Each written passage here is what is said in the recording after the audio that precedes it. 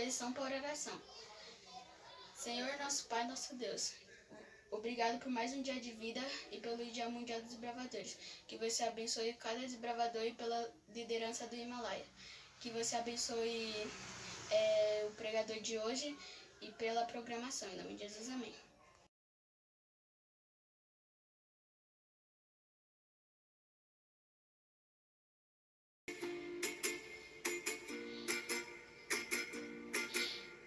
Eu sei que nunca me deixou, eu sei que sempre esteve aqui comigo, livrando o meu coração do que não é seu. E eu sei que todas as noites tu vens pra acalmar a minha mente e pondo no meu coração que eu sou teu.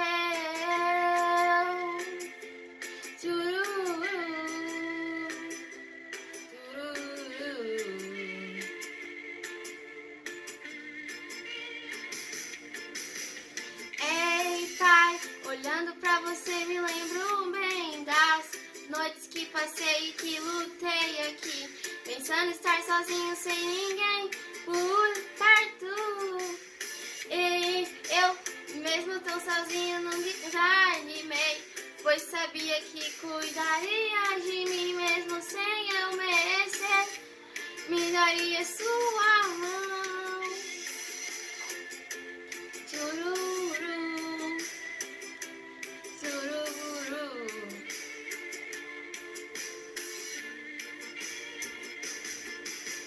Eu sei que nunca me deixou, eu sei que sempre esteve aqui comigo, livrando o meu coração do que não é seu. E eu sei que todas as noites tu vens pra acalmar a minha mente e pondo no meu coração que eu sou teu. Eu sei que nunca me deixou, eu sei que sempre esteve aqui comigo, livrando o meu coração do que não é seu. Eu sei que todas as noites tu vens pra acalmar a minha mente e pondo no meu coração que eu sou teu e tu és meu, tu és meu.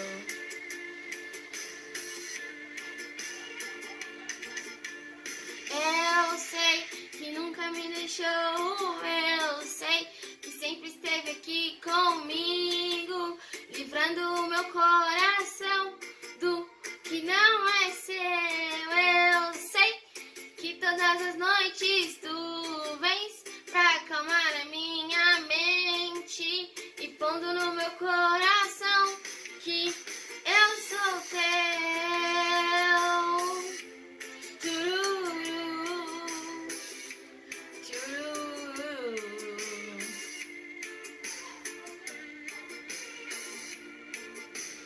Eu sei que nunca me deixou, eu sei que sempre esteve aqui comigo, livrando o meu coração do que não é teu.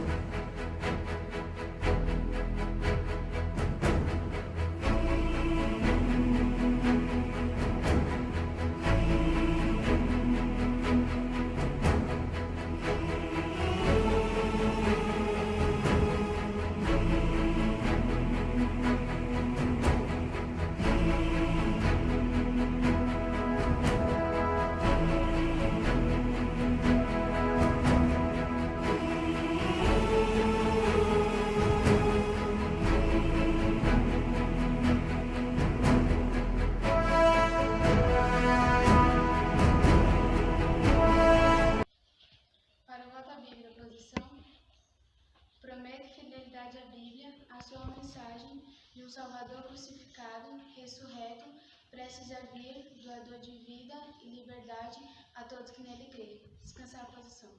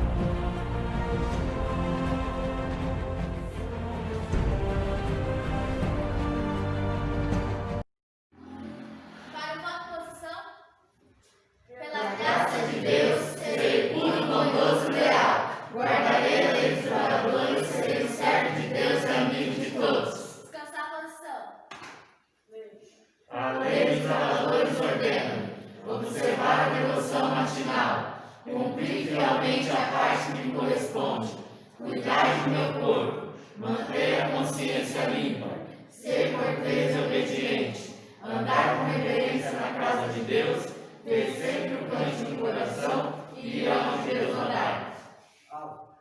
A mensagem do advento a todo mundo em minha geração. Lema: O amor de Cristo me motiva. Objetivo: Salvar o pecado e guiar o serviço.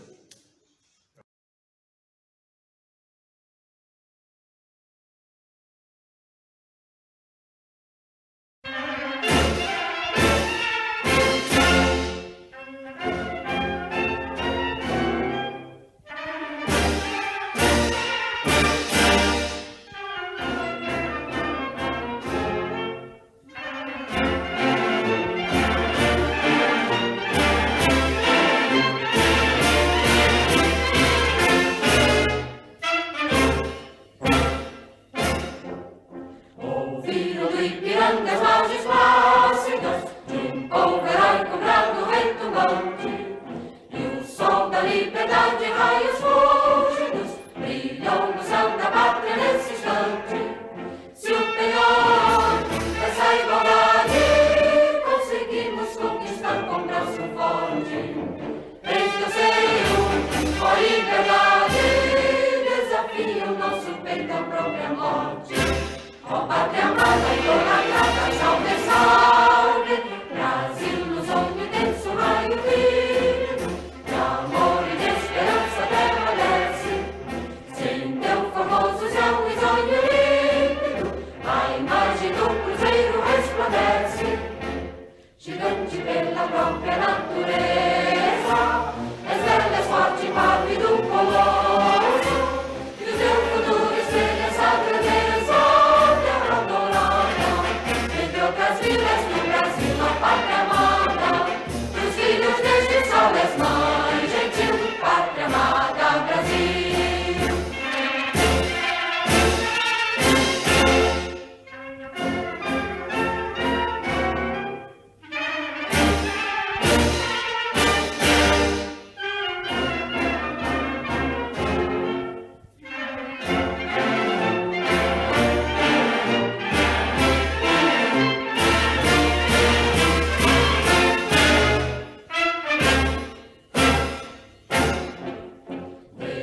Eternamente imenso e esplêndido, ao som do mar e à luz do céu profundo, fulguras ao Brasil, florão da América, iluminado ao sol do novo mundo, do que a terra mais garrida, teus risonhos lindos campos têm mais flores, nossos bosques têm mais vida, nossa vida no teu seio mais amores.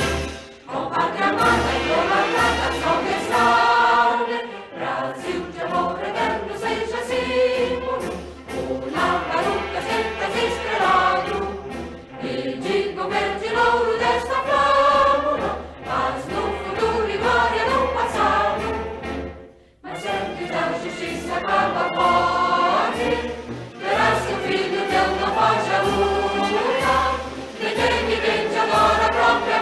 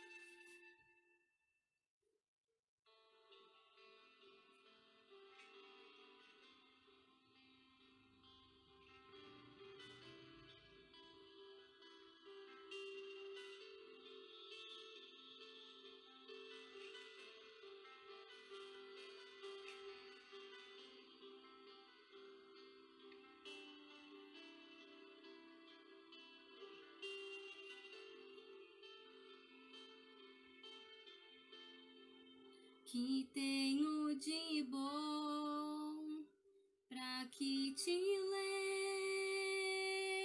lembres de mim?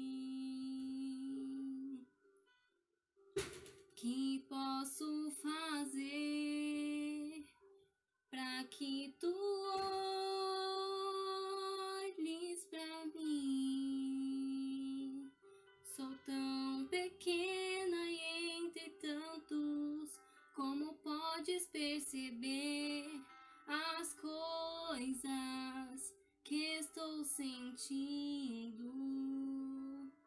Eu sei, tua palavra diz pra mim que para ti tenho valor e que tu podes escutar a minha oração. Eu sei, não vês o meu exterior, mas o que há dentro de mim. E mesmo em meio à multidão, estamos os dois a sós. Enquanto eu louvo, posso, ó Deus, sentir o teu amor em mim. Estás no mundo inteiro, mas eu sei que tu estás aqui. Te adorar é minha intenção. Quando eu cantar, ouve meu coração.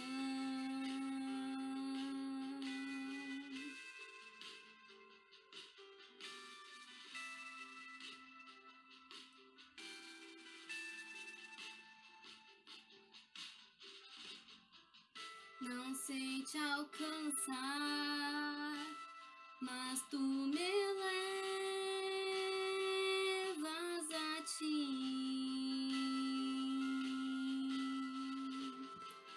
Eu não sei orar, mas me entendes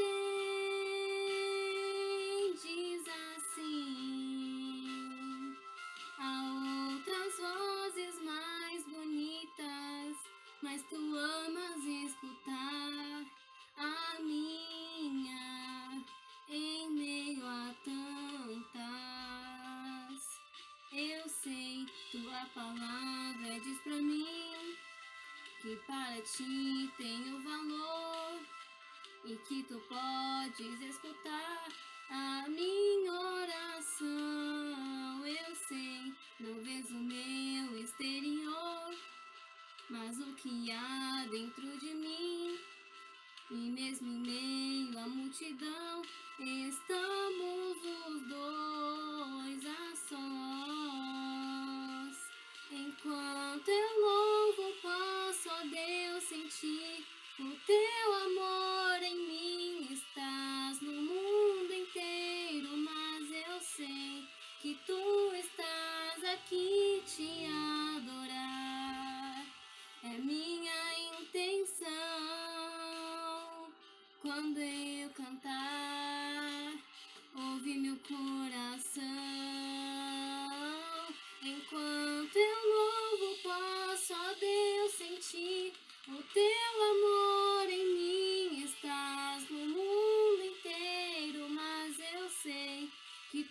estás aqui, te adorar é minha intenção.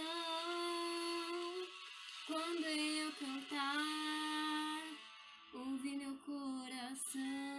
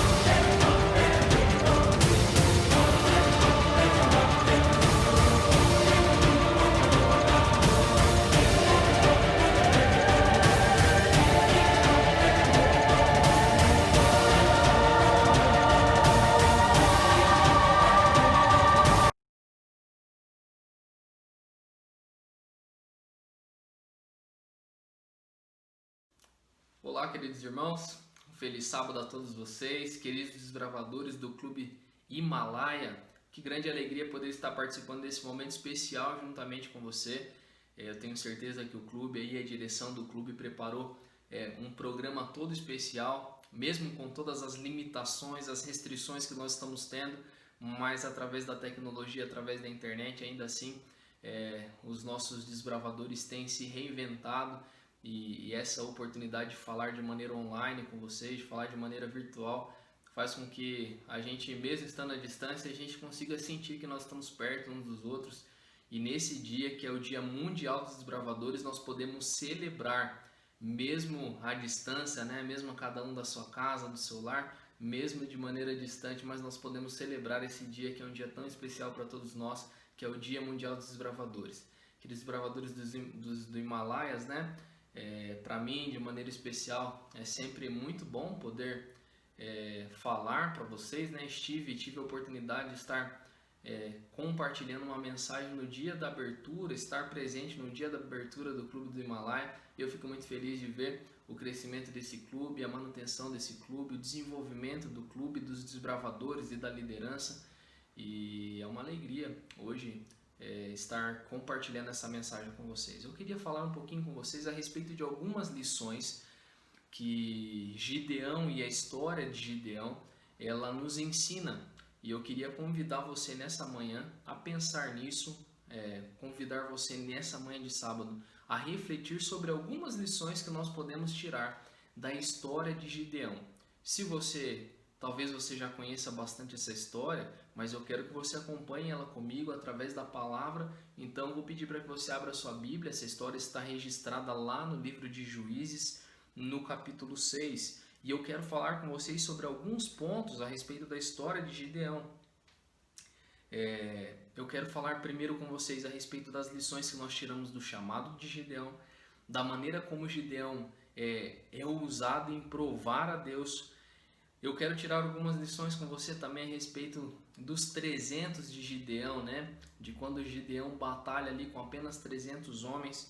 E eu espero que ao final dessa mensagem, ao término dessa mensagem, todos nós saiamos daqui, né? Nos desconectemos dos nossos dispositivos, mas permaneçamos conectados com o nosso Deus e com as lições que Ele tem para nos ensinar através dessa história. Abra sua Bíblia no livro de Juízes, no capítulo 6. Nós iniciaremos lendo do versículo 11 até o versículo 17, que é quando fala a respeito do chamado de Gideão.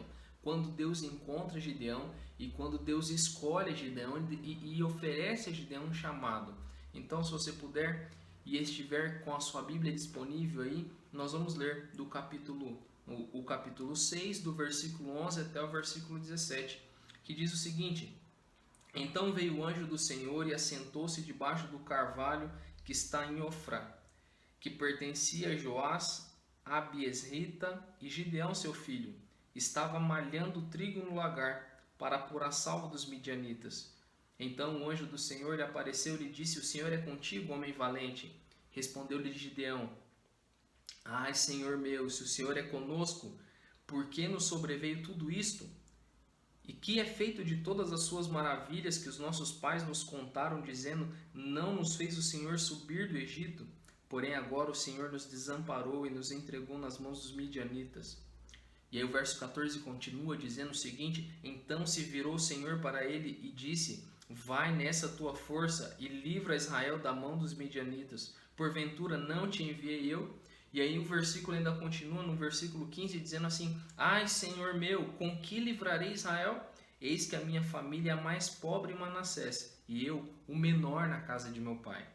Tornou-lhe o Senhor: E já que eu estou contigo, ferirás os midianitas, como se fosse um só homem. Interessante que Gideão ele compartilha de um sentimento, de um sentimento que não é só dele. Existiram outras pessoas no passado que tiveram o mesmo sentimento de Gideão, mas também houveram outras pessoas no futuro, e talvez eu e você vivamos esse drama também diante de um chamado, diante de uma grande responsabilidade dada por Deus a cada um de nós. É interessante que quando nós lemos aqui o texto, nós percebemos que assim que começa ali, onde Deus encontra Gideão, Gideão está malhando trigo no lagar.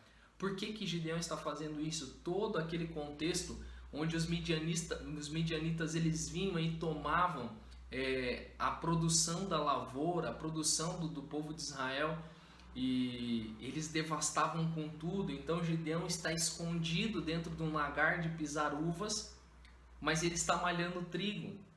Porque, de acordo com um comentário histórico, bíblico, né, ele nos diz que um local onde se malhava trigo era um local muito aberto, compartilhado pela comunidade por várias pessoas, e ali, por ser um local aberto, era mais fácil de ele ser visto. Porém, num lugar mais fechado, como um lagar de pisar uvas, ali talvez ele tivesse a possibilidade de se esconder dos midianitas, e ali ele pudesse então tirar o proveito daquele trigo. Interessante, ele estava malhando trigo no lagar, ele estava escondido. Ele estava num local escondido, e ali é onde Deus encontra a Gideão. E é ali naquele lugar, malhando trigo no lagar, escondido dos seus inimigos, que Deus ele profere então um chamado a Gideão. E ele convida Gideão para libertar o povo, e Gideão ele reclama dizendo: Senhor, onde é que o Senhor estava? Por que o Senhor não intervém? Por que o Senhor não faz nada? E ele escolhe a Gideão para que Gideão oferecesse liberdade então para o povo das mãos dos midianitas. E quando Deus faz isso, Gideão, assim como Moisés, ele olha para ele olha para a sua condição, ele olha para a sua capacidade, para as suas capacidades, ele fala: Ah, Senhor, para mim não dá. A minha família é menor, eu sou o menor da casa do meu pai. Ou seja, ele está dizendo: olha, coitado de mim, eu não tenho condições de fazer isso, eu não tenho nenhuma capacidade de engajamento, de conseguir engajar o povo e partir para uma batalha contra os midianitas. Eles são muito mais do que nós. Enfim, Gideão poderia listar ali para Deus uma grande quantidade de argumentos que faziam com que ele desistisse, com que ele não tivesse motivação para tentar livrar o povo de Israel. E a pergunta da mão dos midianitas, né, a pergunta que se fortalece no coração de Gideão, e talvez reflita para muitos indecisos, para muitas pessoas indecisas, é justamente essa: quem sou eu para fazer isso? Quem sou eu para livrar Israel das mãos desse poderoso exército, desse poderoso povo, né? Porém é interessante que Deus diz o seguinte para ele: já que estou contigo, ferirá os medianitas como se fosse um só homem. Deus ele faz uma promessa, ele dá a garantia para Gideão de que ele estaria com ele. E ele diz: e se eu estou contigo, você não precisa temer. Não fui eu quem te mandei? Então vai nessa força. E a história continua. E é interessante que logo em seguida, no versículo 17 do capítulo 6, Gideão ele pede uma prova para Deus. ele pede uma prova de que era ele de fato, ele percebe que está falando com o anjo do Senhor, o próprio Cristo, a manifestação de Cristo, e agora ele então é convidado a destruir, a derrubar um altar de Baal, que era um dos deuses que dominavam ali então. E ele vai lá no meio da noite, ele e mais 10 pessoas, eles destroem, derrubam aquele altar a Baal. Essa derrubada do altar de Baal faz com que ele receba um apelido, né, Jerubaal, que é aquele que contenda contra Baal. E quando eles descobrem isso, é apenas um estopim para que começasse então uma grande batalha ali e exércitos cercassem o povo.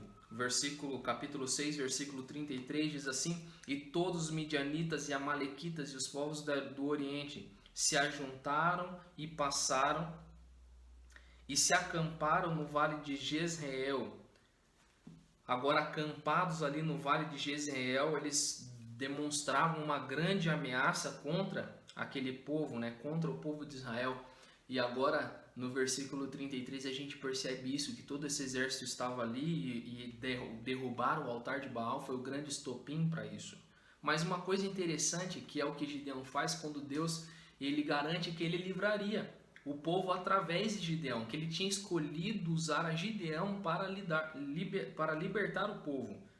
E aí no versículo 36, Gideão diz o seguinte: disse Gideão a Deus: se hás de livrar Israel por meu intermédio, como disseste, eis que eu porei uma porção de lã na eira. Se o orvalho estiver somente nela e seca a terra ao seu redor, então conhecerei que hás de livrar Israel por meu intermédio, como disseste. E assim sucedeu, porque ao outro dia se levantou de madrugada e, apertando a lã do orvalho, dela espremeu uma taça cheia de água. Disse mais Gideão: não se acenda contra mim a tua ira, se ainda falar só esta vez. Rogo-te que mais esta vez faça eu prova com a lã, que só a lã esteja seca e na terra ao redor haja orvalho. E Deus assim o fez naquela noite, pois só a lã estava seca e sobre a terra ao redor havia orvalho. Olha que coisa interessante. Gideão foi alguém ousado. Ele já tinha pedido uma prova para Deus. Agora ele pede uma segunda prova para Deus. E ele fala: Senhor, se você deseja de fato me usar, se eu fui escolhido por ti para libertar o povo, se o Senhor quer fazer isso através de mim, então eu quero que o Senhor me prove isso. Eu quero que o Senhor me dê garantia para que eu possa avançar, para que eu possa de fato realizar isso. Percebe que Gideão ele não estava testando a Deus. Gideão ele não estava fazendo um teste com Deus. Ele estava provando os caminhos que Deus tinha para ele. Ele estava desejando conhecer a vontade de Deus de fato e assim acrescentar e crescer a sua fé para que ele fosse e caminhasse e avançasse para diante daquilo que parecia ser algo impossível. Então ele pede para que Deus ele de uma porção de lã em um dia que ela amanhecesse molhada e ao redor seco. E acontece dessa forma. No outro dia ele pede um sinal de que ao redor amanhecesse molhado e a lã seca. E de fato tudo isso acontece e Gideão entende então que mais uma vez, assim como Deus havia prometido no momento em que o chamou, ele reconhece que Deus estava com ele. De que Deus estava à frente, ele não precisava temer, ele podia avançar sem medo, sem temer.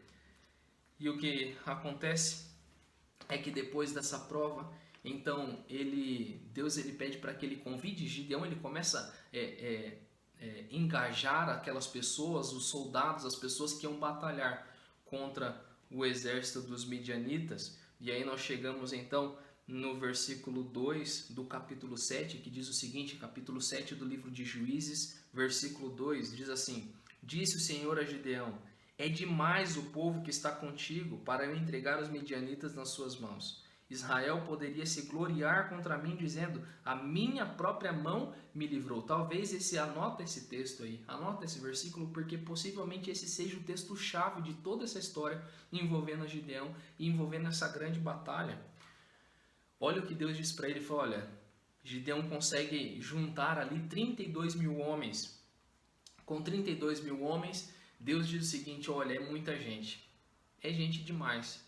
Só que você sabe quantas pessoas faziam parte, você pode encontrar isso lá no capítulo 8, faziam parte do exército inimigo? 135 mil. contra 32 mil que eram aqueles que estavam com Gideão. Deus olha para os 32 mil e diz o seguinte para Gideão: Gideão é gente demais. E eu não quero que, quando vocês vencerem, vocês acreditem e pensem que a glória é de vocês. Porque vocês acreditem que o que livrou vocês, que o que deu a vitória a vocês, foi o poder do seu braço, foi o poder da sua mão. Para que Israel não olhe para si e pense: olha, fomos nós que vencemos, como o nosso exército é bom, como de fato nós somos poderosos, vencemos 135 mil. Deus olha para aquele grupo de 32 mil pessoas e ele diz o seguinte: é gente demais.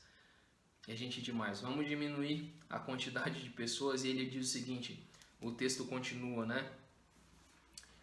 Do versículo, nós lemos o versículo 2, e aí no versículo 3 diz o seguinte: apregou, pois, aos ouvidos do povo, dizendo: quem for tímido e medroso, volte e retire-se da região montanhosa de Gileade. Então voltaram do povo 22 mil e 10 mil ficaram. Olha que interessante.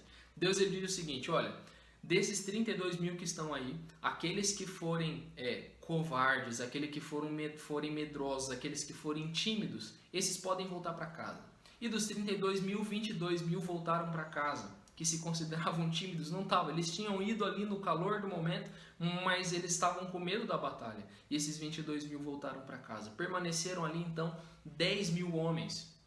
10 mil guerreiros que iriam batalhar contra aquele exército. Mas diante dessas 10 mil pessoas que estavam ali, Deus ainda acha que são muitos. E ele diz o seguinte, verso 4: disse mais o Senhor a Gideão: ainda há povo demais, fazei-os descer as águas, e ali os provarei. Aquele de quem eu te disser: este irá contigo, esse contigo irá. Porém todo aquele de quem eu te disser: este não irá contigo, esse não irá. Verso 5: fez Gideão descer os homens às águas, e então o Senhor lhe disse: todo que lamber a água com a língua, como faz o cão, esse porás à parte, como também a todo aquele que se abaixar de joelhos a beber. Foi o número dos que lamberam, levando a mão à boca, 300 homens, e todo o restante do povo se abaixou de joelhos a beber a água. Então disse o Senhor a Gideão: com esses 300 homens que lamberam a água, eu vos livrarei e entregarei os midianitas nas tuas mãos, pelo que a outra gente toda se retire, cada um para o seu lugar. Olha que interessante. Gideão, por um lado, ele faz algumas provas com Deus, né? E agora Deus decide provar aquele povo, e ele quer mostrar para Gideão que ele pode fazer muito através de Gideão, ele pode fazer muito através daquelas pessoas, mas ele não se importa com a quantidade, ele não está limitado, ele não depende da quantidade das pessoas, né? Ele não depende do braço humano para a vitória. Ele é o Senhor dos exércitos, ele é o Deus de Israel. Todas as vitórias de Israel só existiam, só aconteciam, só eram reais porque era Deus quem batalhava por eles. E nesse momento Deus está tentando mostrar isso, como eu disse para vocês, o versículo 2 é o ponto-chave. É para que a glória seja de Deus e não do ser humano. Não é para que eles confiassem no seu próprio braço. Mas algo interessante acontece. Deus olha e fala: são muitos. E dos 32 mil que estavam ali, 22 vão para casa e permanecem 10. Ele fala: ainda é muita gente. Então ele decide fazer um teste com aqueles 10 mil homens. Ele fala: olha, leva o pessoal para beber água lá na beira do rio e tudo mais. E quando eles chegassem lá no riacho, eles iam separar. Deus ele pediu para que Gideão separasse aqueles que se sentassem ali, se acomodassem para beber, e aqueles que bebessem como um cão, né, bebendo e lambendo a água ali de maneira apressada, né? Interessante que quando nós olhamos, ele faz essa separação, e desses que bebem como cão de maneira apressada são um número de 300 homens. 300 homens bebem água dessa forma ali no riacho. E diante disso, esses homens são separados. Os demais, eles são mandados para casa. E aí então fica essa famosa história, Gideão e os 300 de Gideão. E a gente até tem um filme, né, os 300 de Esparta ali, os 300 espartanos que eram homens que eram guerreiros, corajosos e tudo mais. E quando a gente olha para alguns comentários bíblicos, a gente vai perceber, inclusive na Bíblia, né, a Bíblia Andrews aí, a Bíblia que a gente tem da igreja, ela diz que ali estavam os 300 mais corajosos do povo. Mas você se lembra que o objetivo era mostrar que a glória não era do ser humano e que a vitória não vinha do poder humano, mas a vitória vinha de Deus? que Deus tinha poder para derrotar aqueles 135 mil inimigos com um número de apenas 300 homens. Mas é interessante que as pessoas pensam que ali estavam os 300, ou boa parte das pessoas acreditam que ali estavam os 300 homens mais corajosos daqueles 10 mil. Alguns comentaristas vão dizer o contrário. Eu quero compartilhar com você aqui uma pequena citação de um comentário bíblico chamado Ellicott, para leitores de inglês, né? É o nome do comentário. Diz o seguinte: Joséfos diz que Gideão os conduziu até a fonte no calor mais violento do dia, e que ele julgou os mais bravos que se jogaram no chão e beberam. E aqueles que foram os covardes que lambiam a água apressada e tumultuosamente... aqueles que foram os covardes que lambiam a água apressada e tumultuosamente. Teodoreto também pensa que o auxílio divino foi demonstrado pelo fato de que os maiores covardes foram escolhidos. Ele ainda continua, e alguns outros comentaristas vão dizer a mesma coisa, e os argumentos são o seguinte, que um soldado experiente, um soldado que não estava com medo da batalha, ele não bebia de maneira apressada a água, ele se sentaria ali demonstrando domínio da situação, demonstrando que não estava com medo do inimigo. E a gente interpreta na maioria das vezes de maneira contrária. E eles acreditam, e é esse o comentário aqui do comentário bíblico que Joséfos faz e Teodoreto também faz, de que aqueles que beberam de maneira apressada, olhando com medo, eles estavam temerosos. E esses estavam com medo. Logo, Deus não escolheu, de acordo com essa ideia, Deus não escolheu os 300 mais valentes. Ele escolhe os 300 mais medrosos. E ele vai para a batalha contra 135 mil homens com Gideão, que demonstra claramente, a princípio ele se achava pequeno, ele não tinha capacidade, e em todos os momentos em que ele começa a caminhar e se aproximar dessa batalha, ele vai pedindo orientação divina e ele vai provando a Deus. A princípio ele prova a Deus para saber se de fato era ele que estava lá, depois ele prova a Deus para saber se Deus de fato libertaria o povo através dele, usaria ele como instrumento. E depois, já no meio dessa batalha, ele ainda prova a Deus e Deus ainda dá mais um recado para ele, porque se ele estivesse com medo, se Gideão estivesse com medo, Deus ele comprovaria que ele estaria ao lado dele e que eles venceriam. Isso acontece de maneira improvável, né? Dois soldados dos inimigos é quem declara diante de Gideão de que Gideão venceria aquela batalha. Deus em todo momento vai mostrando para Gideão que ele está com ele. Porém, Gideão também tinha medo, Gideão também estava receoso de batalhar. E algumas pessoas acreditam que ali estavam os 300 valentes. Mas existem outros comentaristas, e eu fico ao lado desses, eles dizem que ali estavam os 300 mais medrosos daqueles 10 mil. Os 300 homens mais medrosos.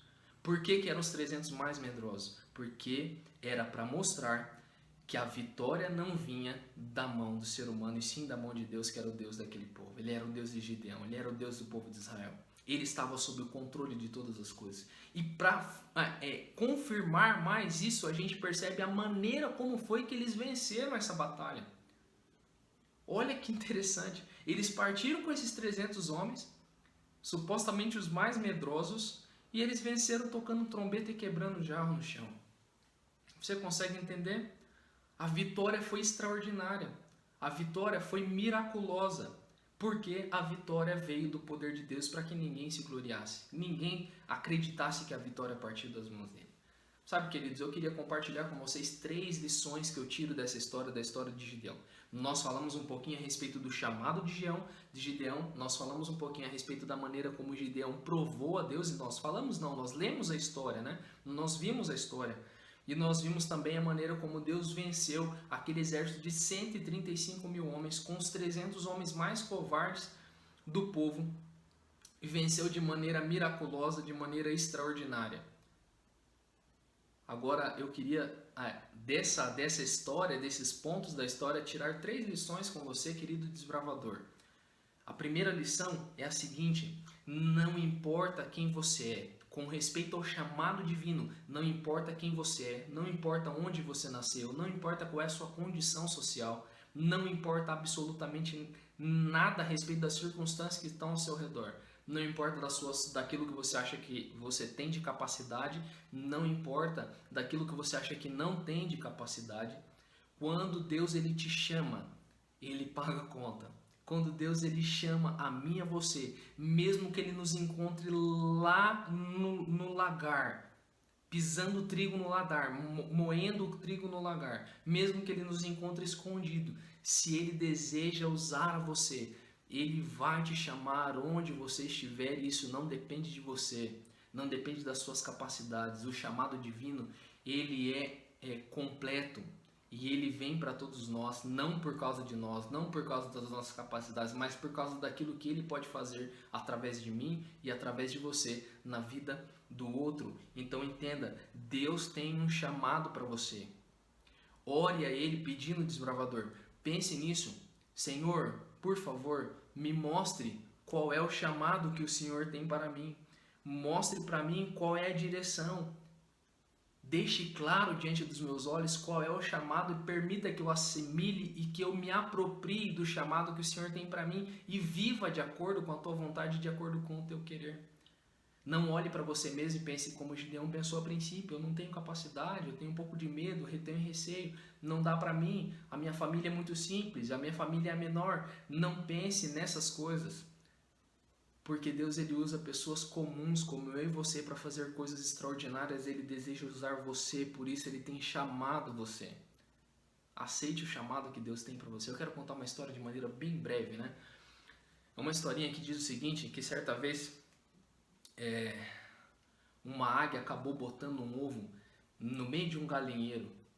E a águia então foi embora, sumiu.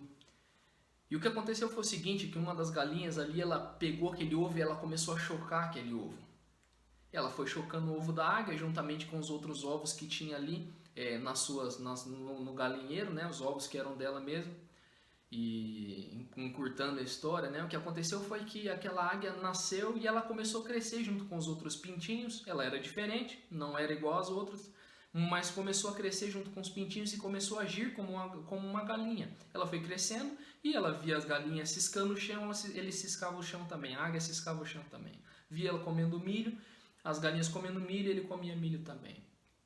Só que o tempo foi passando e aquela águia foi crescendo. E aquela águia foi percebendo que ali não era o seu lugar.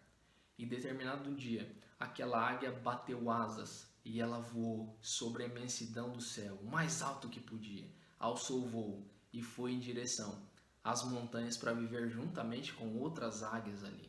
Querido, deixa eu dizer uma coisa, qual é a lição que essa historinha aqui tem para nós?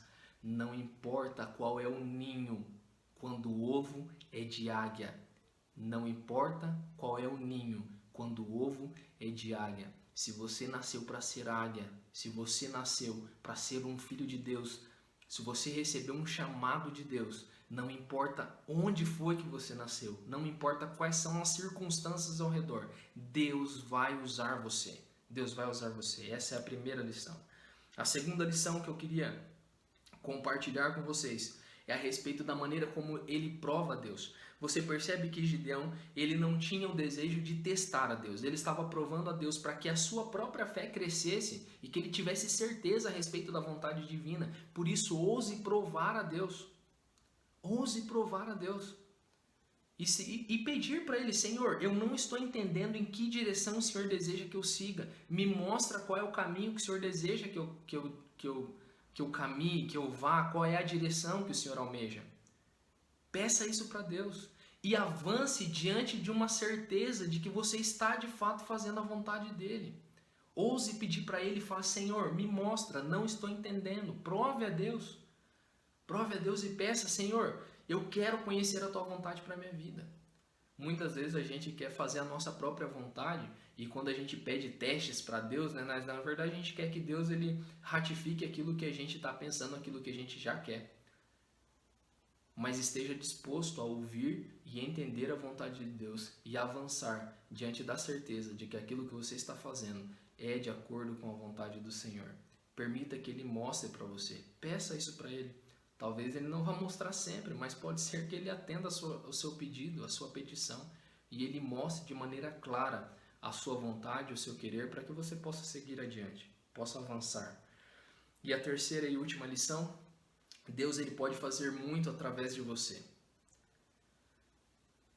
A despeito de você mesmo, a despeito de quem você é, Deus pode fazer muito através de você, mas não esqueça da coisa mais importante. Toda a glória pertence a Ele e tão somente a Ele. Deus pode fazer muito através de você. Querido desbravador, talvez você se olhe agora e você se perceba ainda muito novo, apenas talvez com 10, entre 10 e 15 anos, ou você já faz parte da diretoria, você já faz parte da liderança do clube e talvez você olhe para você e você acha que você é incapaz e tudo mais. Mas quando nós olhamos para a maneira como Deus oferece vitória ao seu povo, a gente percebe que Ele usa pessoas simples, pessoas comuns, pessoas que olham para si mesmas e não se veem capazes. Deus está disposto a usar a cada um de nós e Ele deseja fazer muito através de mim e através de você, a despeito de quem somos, a despeito das nossas capacidades. Mas uma coisa não podemos esquecer, eu disse para você que Deus ele faz o extraordinário através de pessoas comuns. Ele faz o extraordinário, mas quando Ele fizer o extraordinário através de você, não esqueça que tudo é para a honra e glória dele, tão somente para a honra e glória do nosso Deus. Então não esqueça, Deus tem um chamado para você, aceite o chamado que Ele tem. Diante das dúvidas, das incertezas, busque a vontade de Deus e avance quando você tiver plena certeza de que Ele está com você e de que você está fazendo a vontade dEle. E por fim, Deus pode fazer muito através de você, mas nunca se esqueça que tudo deve ser para a honra e glória do nome dEle. Que Deus possa abençoar você, que nesse dia especial, que é o Dia Mundial dos Desbravadores, de maneira especial os desbravadores do Clube Himalaias, a qual nós temos muito carinho, que Deus possa usar, possa abençoar vocês, que nesse dia você possa lembrar que Deus tem um chamado para você, que Ele deseja te usar, que Ele deseja fazer muito através de você e que os seus sonhos podem se tornar realidade se você estiver disposto a colocar eles diante do Senhor e viver para fazer a vontade dEle e viver para a honra e glória do nosso Deus. Que Deus possa abençoar todos vocês. Eu gostaria de, nesse momento, convidar você ainda para encerrar com uma oração. Se você puder fechar os seus olhos aí onde você estiver, nós vamos orar. Oremos. Senhor nosso Deus, obrigado, Pai, porque a despeito de quem somos, o Senhor tem um chamado especial para nós e deseja nos usar. Eu peço que o Senhor use de maneira especial cada um desses desbravadores e que através dele, Pai, o Senhor possa fazer coisas extraordinárias para a honra e glória do seu nome. Fique conosco, Pai, nos abençoe. Dê um restante de dia especial na tua presença. É o que eu te peço, em nome de Jesus. Amém, Pai. Amém. Queridos desbravadores do Clube Himalaias, que Deus abençoe todos vocês. Queridos irmãos da Igreja do Laila, que Deus derrame bênçãos sem medida sobre a vida de vocês. A todos da liderança, da diretoria, todos os desbravadores, que Deus continue os abençoando. Um abraço e até uma próxima oportunidade juntos. Tchau, tchau.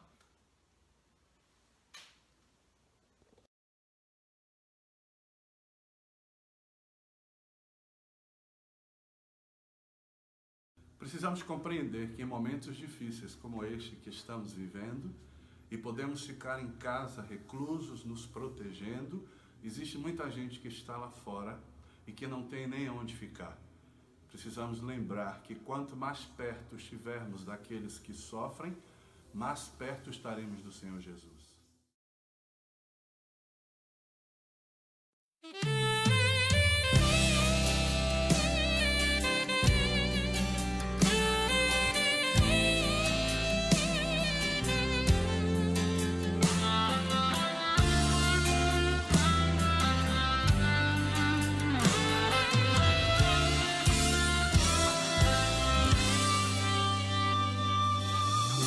Um olhar que entristece, corta o coração.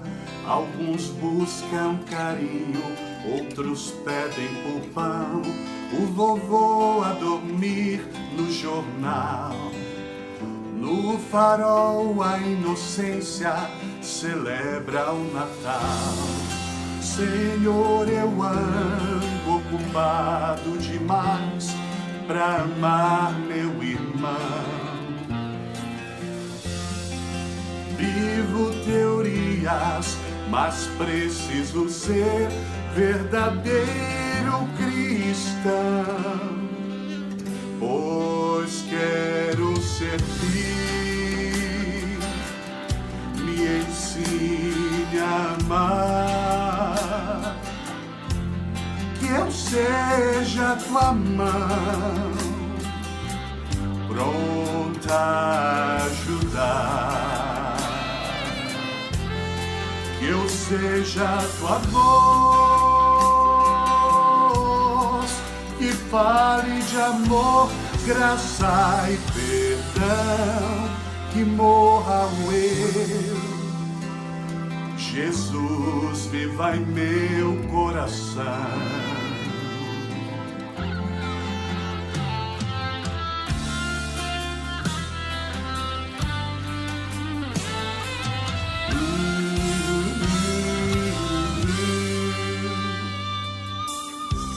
Clamor, pedido, esperanças ao chão.